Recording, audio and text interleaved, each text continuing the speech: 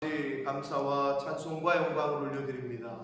오늘도 저희들의 생명을 연장시켜 주시고 복된 새날을 맞이하게 해주시고 하루를 시작하며 하나님의 은혜의 보좌 앞으로 나와 찬송드리며 기도를 올려드리며 생명의 말씀을 전하고 들을 수 있는 복된 자리로 저희를 인도해 주시고 이끌어 주시니 아버지 감사합니다. 아멘. 아버지 하나님, 하루를 살아가며 거저되는 것이 없고 그냥 되어지는 것이 없고 하나님의 주권하에 하나님의 섭리 가운데 모든 것이 되어짐을 고백합니다. 아멘. 범사에 감사하는 저희들 되게 하시고 하나님이 주신 생명과 건강과 이 시간 속에서 하나님 기뻐하시는 그러한 한날의 하루의 삶을 살아가는 그렇게 매일매일을 살다가 하나님 부르시는 그날까지 하나님 기뻐하시는 삶을 살다가 하나님 앞에 서는 저희들 모두가 되게 하여 주옵소서. 아멘. 이 시간 하나님의 말씀을 또 전하고 듣겠사오니 성령 하나님께서 저희 모든 심령 한 사람 한 사람의 입술과 마음과 귀를 주장하셔서 온전히 하나님의 말씀으로 천래의 음성으로 듣는 시간 되도록 이 시간을 주장해 주실 줄 믿사옵고 예수 그리스도 이름으로 축복하며 기도 올리옵나이다. 아멘. 아멘. 자, 다니엘서 이 10장부터 11장, 12장 마지막 장까지가 4대 묵시 중에 히데겔 강가, 오늘날의 티그리스 강가의 환상이라고 했습니다. 10장, 11장, 12장. 그래서 지금 고레스 왕, 바사의 고레스, 페르시아의 고레스 왕 3년에 티그리스 강에서 히데겔 강에서 본 환상을 이야기하고 있는 거예요. 그 중에 우리가 11장에 와 있고, 자 11장에서는 남방왕, 북방왕이라고 번역을 한 그 두 왕에 대한 얘기가 나오는데 한마디로 페르시아가 멸망하고 누구한테 망했다고요? 페르시아가 역사 속에서 헬라의 알렉산더에게 망했다고요. 그래서 헬라의 알렉산더 왕, 그리고 알렉산더가 젊은 나이에 거의 그 제국을 이루었는데 한 나라가 아니라 수많은 나라들을 쳐서 정복하고 제국을 이루었는데 33살의 나이로 요절을 합니다. 일찍 죽어요. 그런데 알렉산더가 그렇게 일찍 죽자 아들도 어렵겠죠. 그러니까 아직 왕위를 계승하기에는 왕권이 그렇게 튼튼하지가 않았었단 말이에요. 두 아들이 있었다고 그랬잖아요. 근데 두 아들도 신하들에게 다 암살을 당해요. 그래가지고 알렉산더 사후에 헬라가 어떻게 됐다고요? 세 부하. 네 나라로 갈렸다고 그랬죠. 네 부하에게. 그래서 뭐 그것까지도 여러분이 뭐 다 알면 좋지만 적어 놓으신 분들은 기억을 하실 건데 카신저, 그 다음에 루스마쿠스, 셀루쿠스, 톨레미, 이 네 사람에 의해서 네 개로 분할돼 가지고 헬라가 운영이 돼요. 이제 그 중에서 남방왕, 북방왕 얘기하는데 이 북쪽은 셀루쿠스 왕조국, 남쪽은 톨레미 왕조국 저기 했거든요. 근데 여기서 북쪽과 남쪽의 기준은 어디예요? 그걸 어디요? 당연히 예루살렘, 이스라엘이지. 당연한 거지. 이스라엘을 중심으로 북쪽이 시리아야. 바벨론, 시리아 뭐 이런 쪽. 그러니까 그쪽을 셀루쿠스가. 그러니까 바사, 원래 바사, 페르시아. 그쪽을 셀루쿠스라는 장군이, 남쪽은 톨레미라는 장군이 치리를 해. 그럼 어디요? 남쪽? 이집트지. 애굽이야, 애굽. 자, 요렇게 머리에 이제 넣으시고. 근데 이게 세계 역사예요.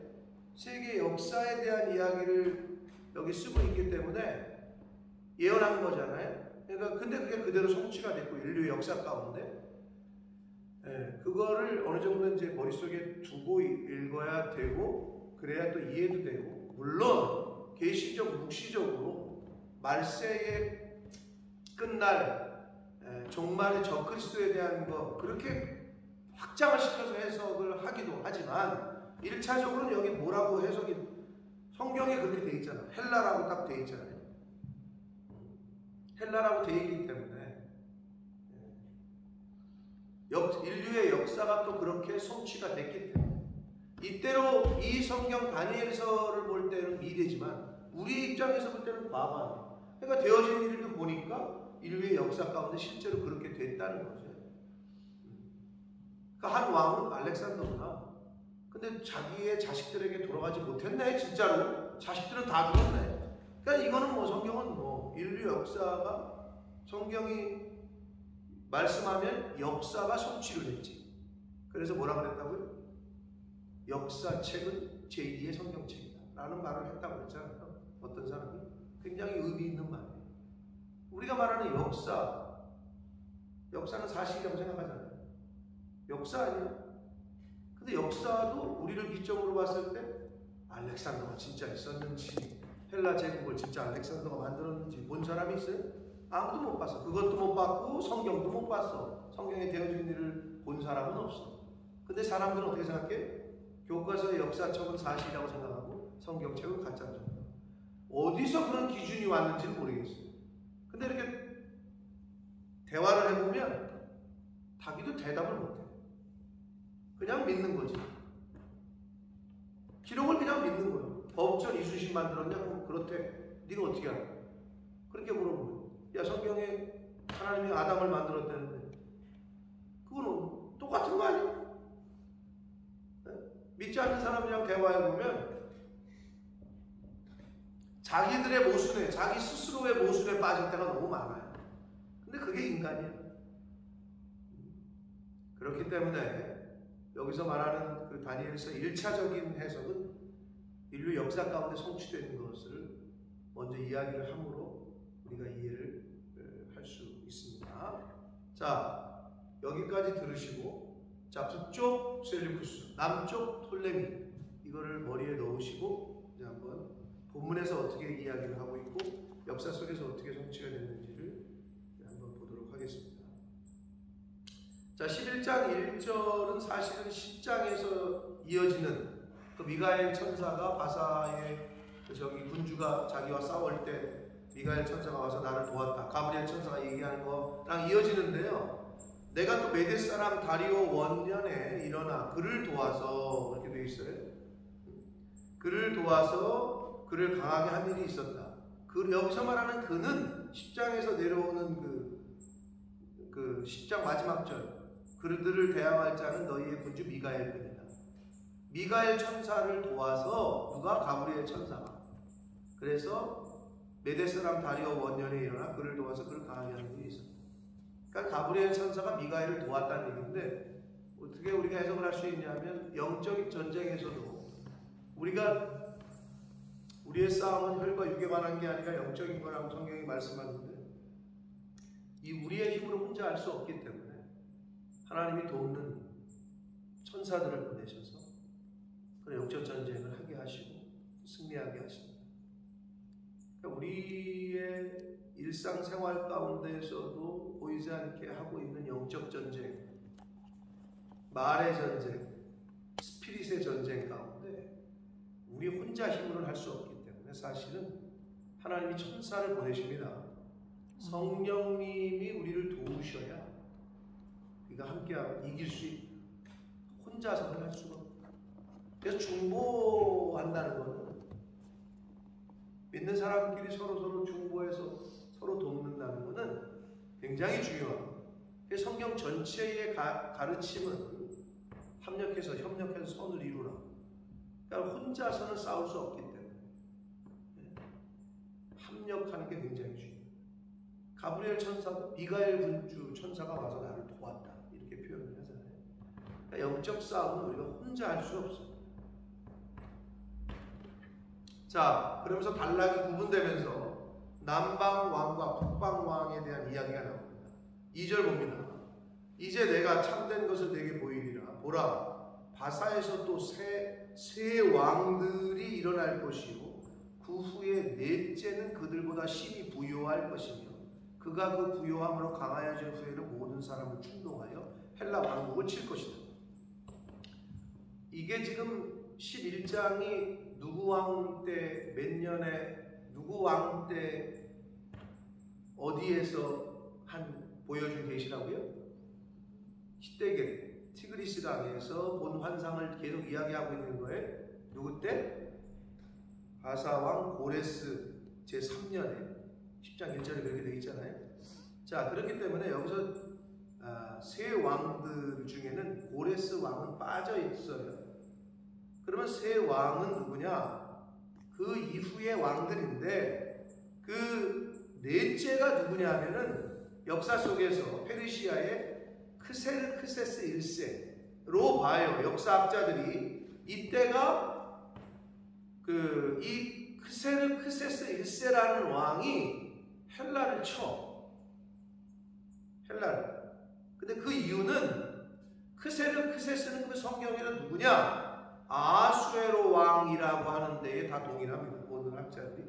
아하수에로 왕, 에스더서에 나오는 아하수에로 왕으로 보고 역사 속에서 이 일이 어떻게 됐느냐? 아하수에로 왕은 다리오 왕의 아들이야. 다리오 1세의 아들. 그런데 이 다리오 왕이 아테네를 치거든요. 헬라를 먹기 위해서 아테네를 치는데 거기도 이 다리오 1세가 어디서 지냐?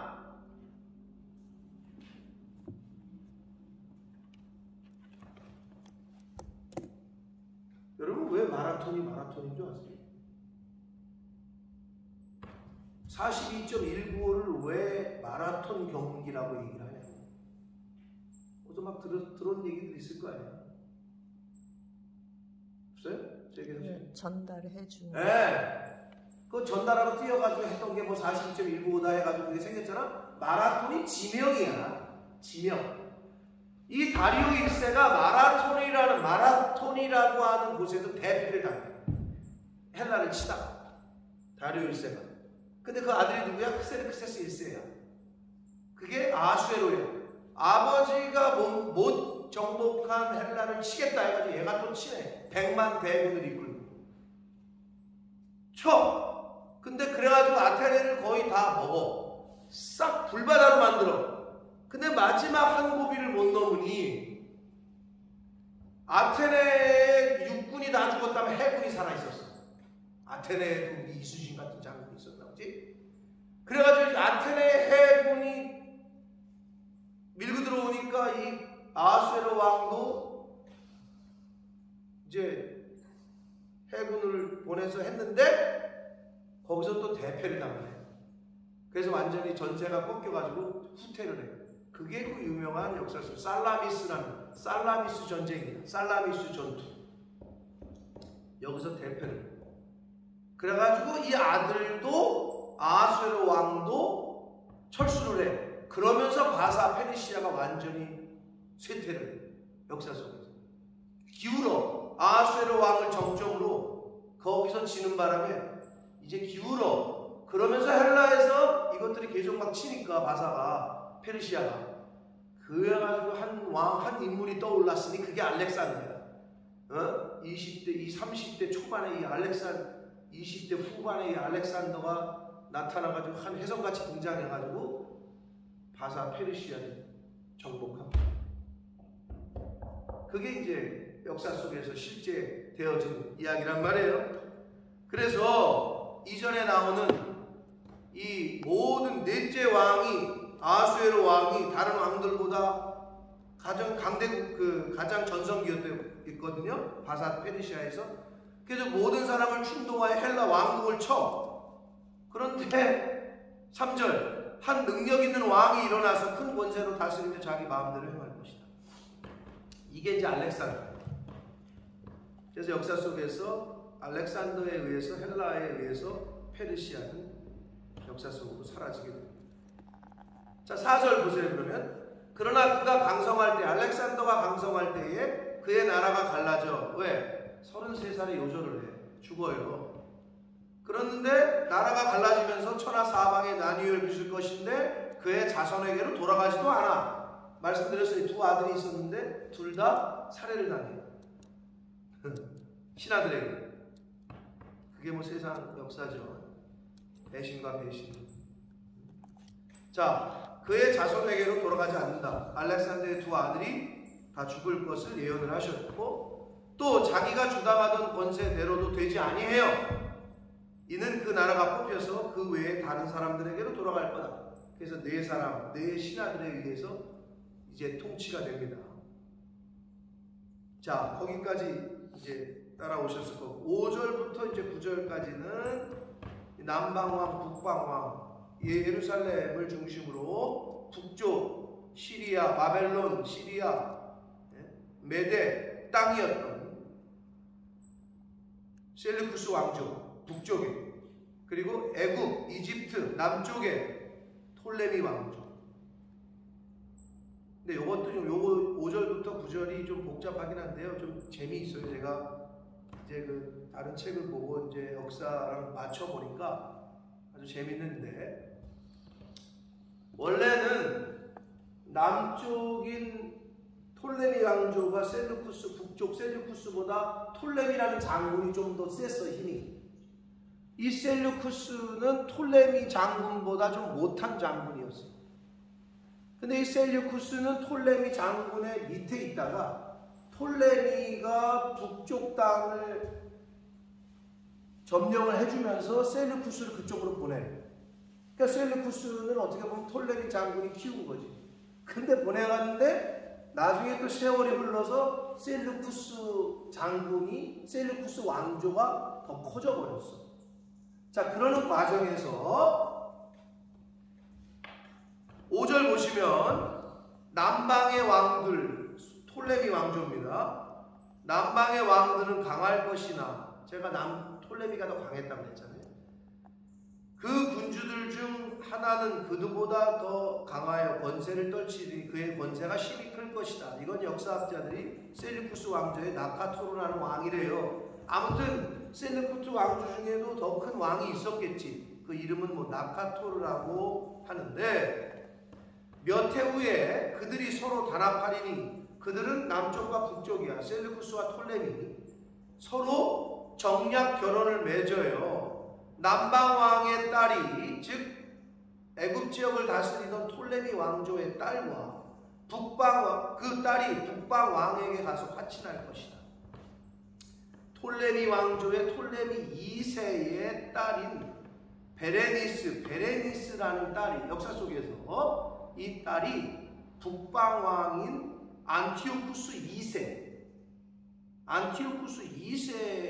2세하고 이제 정략 결혼을 맺어요.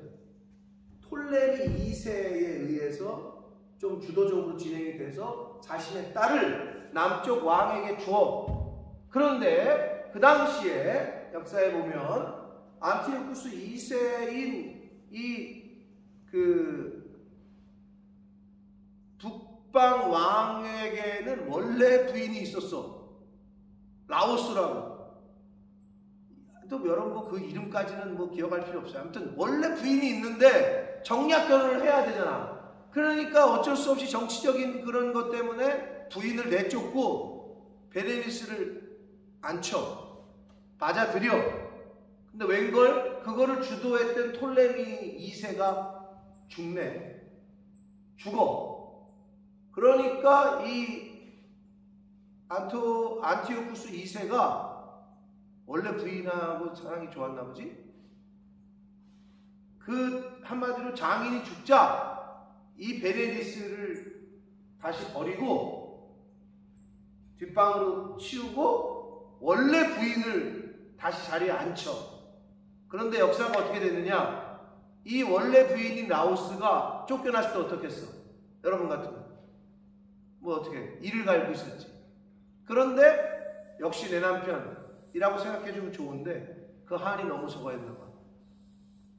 남편이 불러가도 다시 복귀를 했는데 이 여자가 칼을 갈고 있다가 한마디로 자기 남편을 죽여. 무서워요. 자기 남편을 죽여. 그러고 베네리스라는 그 여자 때문에 자기가 쫓겨났었잖아. 베네리스한테 안티오쿠스 2세가 아들까지 낳았었대. 그런데도 내쫓았는데 이 원래 부인이 남편도 죽이고 베네리스와 그 아들도 죽여버려. 그러고 자기의 아들을 쿠데타지 완전히. 자기의 아들, 어린 아들을 왕으로 명목상 세우고 자기가 섭정을 해. 야, 세계 역사는 다 그런 것 같아. 배신해 계속 그냥. 응? 자, 그렇게 됐어요. 그러니 남쪽 왕이었던 톨레미 왕가에서는 완전히 쑥대밭이 된 거지. 그런데 이제 그 뒤에 나옵니다. 요게 이제 요 스토리를 여러분 들으시고, 자 6절 보세요. 몇 해 후에 그들이 서로 남쪽과 북쪽이 이제 정략 결혼을 통해서 남방 왕의 딸이 북방 왕에게 화친하니라. 그러나 그 공주의 힘이 세하고 그 왕은 서지도 못하며 권세가 없어질 뿐 아니라 그 공주와 그를 데리고 온 자와 그를 낳은 자와 그때 도와주는 자가 다 버림을 당할 것이다. 요게 이제 세계 역사 가운데 제가 얘기했던 그 얘기예요. 7절 보시면, 그러나 그 공주의 본 족속에게서 난 자 중에 한 사람이 왕위를 이어, 이게 지금 남쪽 톨레미 왕조에 대한 이야기예요. 자, 톨레미 2세 아버지 죽었어. 자기하고 그 공주하고 아들도 죽었어. 근데 그 뒤에 일어난 한 왕이 누구냐? 톨레미 3세야. 즉 그 베네리스 공주의 오빠야. 오빠가 또 그러면 칼을 갈고 있겠지. 자기 동생들과 자기 조카를 죽인 이 원수, 북쪽. 그러니까 이 톨레미 3세가 왕권을 장악해가지고 힘을 키워가지고 또 셀루쿠스를 또 쳐. 역사 속에서. 자, 그 얘기가 지금 예언이 되어 있습니다. 7절, 그 공주의 본 족속에게서 난 자 중에 한 사람, 톨레미 3세입니다. 역사 세계사에는 유에르케테스라는 인물로 기록이 되어 있는데 베네리스의 오빠야. 이 오빠가 왕위를 이어서 권세를 받아 북방 왕의 군대를 치러 가서 셀루쿠스를 쳐요. 그의 성에 들어가. 북방 왕 셀루쿠스 왕조의 왕성이 어디 있었느냐? 한마디로 수도가 어디였느냐? 우리가 잘 알고 있는 안디옥, 시리아 안디옥. 그 안디옥을 쳐서 함락을 시켜요. 쳐서 이기고 그 신들과 부어 만든 우상들과 은과 금의 아름다운 그릇들을 다 노략하여 애굽으로 가져갈 것이요. 몇 해 동안은 그가 북방왕을 치지 아니하리라. 평화조약을 또 맺어요. 그러고 나서 실컷 다 쳐가지고 빼앗고 나서, 그런데 셀루쿠스 쪽 북방왕, 그러면 또 북방왕도 가만히 있겠어? 그 셀루쿠스 2세라는 사람이 남방왕의 왕국으로 쳐들어가는데, 톨레미를 쳐들어가는, 애굽으로 쳐들어가는데 결국은 성공하지 못하고 자기 본국으로 물러가게 됩니다. 요게 제가 지금 세계 역사하고 좀 섞어서 얘기를 했는데 실제로 세계사에 기록이 되어 있는 셀루쿠스 왕조와 톨레미 왕조의 그 정략 결혼, 근데 그 안에서의 배신, 안티오쿠스 2세가 자기 원래 부인한테 살해를 당하고 그 공주와 아들도 다 죽이고 자기가 어린 아들을 내세워서 섭정을 하고, 그게 다 이제 세계사의 기록이고요. 그러다가 그 공주의 오빠인 톨레미 3세가 열받아가지고 다시 북방을 쳐. 이제 안디옥을 점령을 해. 거기서 모든 그 신의 기구들을 다 애국으로 다 옮겨. 이런 사건들. 이거는 지금 성경에 있는 게 아니라 세계사에 기록이 되어 있는 것을 제가 간략하게 여러분에게 말씀을 드렸는데 성경에 있는 그대로다. 자, 그런데 어쩔 수 없이 이 다니엘서의 말씀을 우리가 같이 좀 보려면, 이해가 되려면 세계사를 또 얘기를 안 할 수가 없고, 성경의 그 예언이 역사 속에서 쉽게 성취가 됐기 때문에. 근데 이제 여기서 오늘 본 단락에서 우리가 알 수 있는 거는, 물론 세계의 흥망성쇠, 모든 제국의 흥망성쇠까지도 하나님의 섭리와 주권에 있는데 세상에 이 돌아가는 이야기를 우리가 잠깐 들었습니다만 복수의 악순환이야. 이렇게 죽이고 또 이렇게 죽이고 다시 쳐들어가고 또 배신당하고 배신과 복수로 점철된 것이 바로 이 세상의 모습이다. 그래서 사람은 사랑과 용서의 대상이지. 사랑해주고 또 실수하면 용서해주고 그런 대상이지 믿음의 대상은 아니야. 그게 기본적으로 대인관에서 우리가 확실하다. 그러니까 믿는 도끼의 발동을 누가 믿으래? 믿으면 안 된다니까요. 믿음의 대상은 하나님 한 분이십니다. 사람은 그 사람이 나빠서가 아니라 원래 연약한 거야. 원래 연약해서 상황에 따라서 볼 때 보여지는 게 배신, 보여지는 게 그렇게 보이는 건데 누구나가 다 그런 상황에 처하면 그럴 수도 있기 때문에 사람은 사랑해주고 그리고 긍휼히 여겨주고 때로 용서해주는 대상이지 믿음의 대상은 아니다. 나도 마찬가지. 세계사의 역사가 우리가 보여주고 있지 않습니까? 배신과 복수로 계속 순환하잖아요. 악의 순환. 계속 순환합니다. 서로 잘해보려고 결혼시켰는데 또 죽고 이거 다시 또 쳐들어가서 다 때려 부수고 다시 또 저거 하고 그 안에서 또 알렉산더가 알았을까? 자기가 키운 장군들이 자기 아들들을 죽일 거라고. 그냥 짐작을 할 수 있었겠지. 근데 그게 세계, 그게 인간의 모습이라는 거죠. 인간의 모습. 그러니까 인간이 얼마나 악해. 하나님 없이는 짐승 중에 제일 무서운 짐승이 인간이라는 짐승이니까요. 하나님의 영이 없는 사람은, 하나님의 말씀이 없는 사람은 짐승만도 못한 인간이라는 말이 괜히 나왔겠어요. 그런 말이 괜히 나왔겠죠. 저와 여러분이 하나님 말씀으로 늘 충만해서 좀 다른 사람들에게 좀 본이 되고 세상 사람들이 볼 때에도 좀 본이 될 수 있고 역시 교회 다니는 사람은 다르네 이래야 되는데 긍정적인 의미의 다름이어야 되는데 요즘은 제가 말씀 몇 번 드렸습니다만 교회가 세상을 걱정해야 되는데 세상이 교회를 걱정하는 시대가 되어버려가지고 부끄러운 얘기죠. 근데 그게 또 아니라고 부인만을 할 수 없는 시대에 우리가 살고 있기 때문에.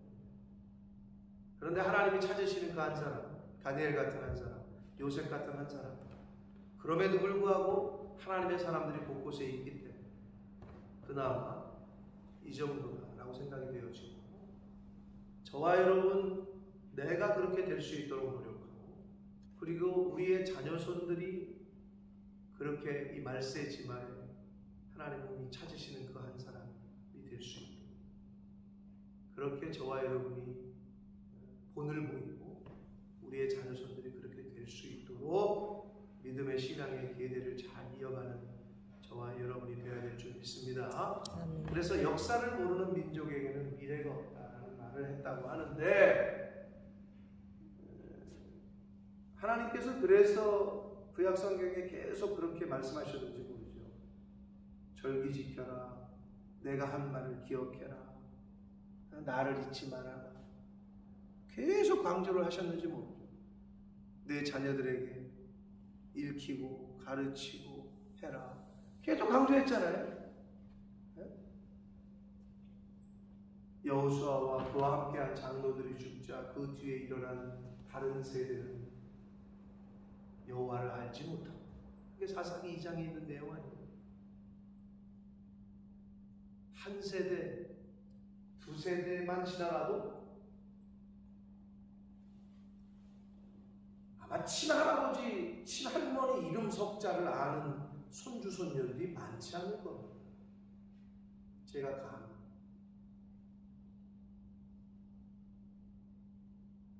미안하지만 외할머니 외할아버지는 더할 거라고 생각합니다. 가정마다 다르지만 아버지 할아버지 바로 그냥 고기잖아. 그런데 할머니 할아버지 양가 친가 외가 쪽 할머니 할아버지 성함을 다 아는 손주 손녀들이 한 세대만 가도 지나가도 이름 석자도 못해요.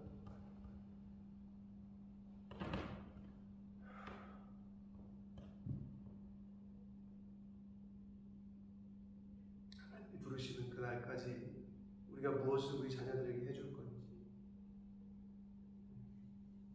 하나님 잘 섬기는 거가 어떻게 하는 건지, 교회를 어떻게 섬기는 건지, 주의종을 어떻게 섬기는 건지, 이거를 잘 오늘 보여주시는 저와 여러분 되시길 축복합니다. 아멘. 그래야 그게 내 자녀들에게 해줄 수 있는 진짜 유산입니다. 다른 거 물려줄 것들도 없으시잖아요. 여기 회장, 기업 회장들처럼 그런 것도 없잖아요. 그죠? 신앙과 믿음의 유산을 잘 상속시키고 기도로 많이 뿌리시고 부모 세대가 열심히 뿌려야, 뿌린 게 없는데 어떻게 거두겠어요? 그죠? 부모 세대가 열심히 뿌리고 가꾸어야 아들, 손주 세대들이 따먹겠죠? 네. 지금 내 때에 따먹으려고만 생각하지 마시고, 그럼 내 손주, 손녀들은 먹을 게 없어.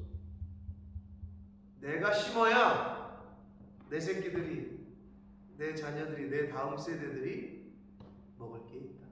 근데 내가 지금 먹어버리면 내 다음 세대들은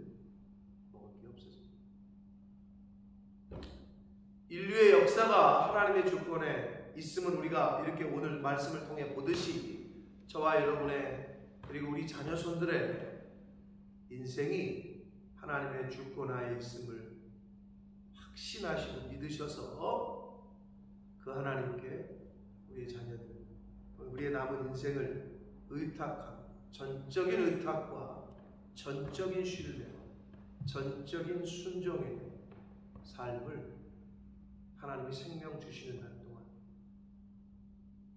하루 동안, 하루라는 시간을 하루하루씩 주시면 그 하루를 그렇게 만들어가고 이루어가는 저와 여러분이 되시기를 예수 그리스도의 이름으로 축복합니다. 살아계신 하나님 아버지, 감사와 찬송과 영광을 올려드립니다.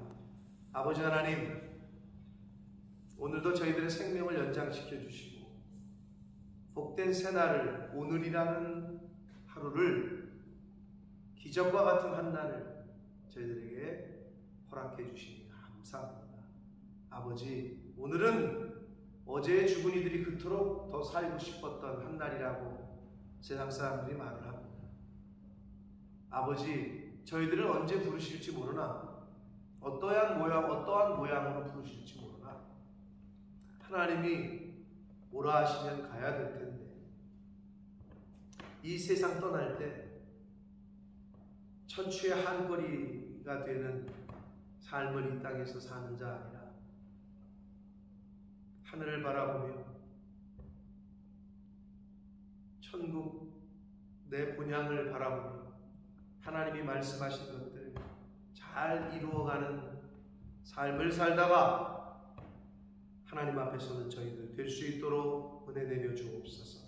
아버지, 우리의 할아버지, 우리의 조상들의 그 기도와 그들의 헌신과 그들의 노력으로 오늘이라는 시대를 우리들이 살고 있음을 고백합니다.